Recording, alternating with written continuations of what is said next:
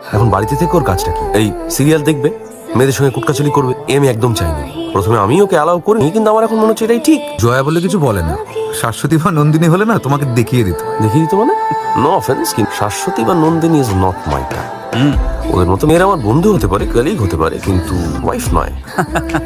জয়ের ওপর কিন্তু খুব চাপ পড়েছে। পার্থ জোর করে ওকে চাকরিতে ঢুকিয়েছে।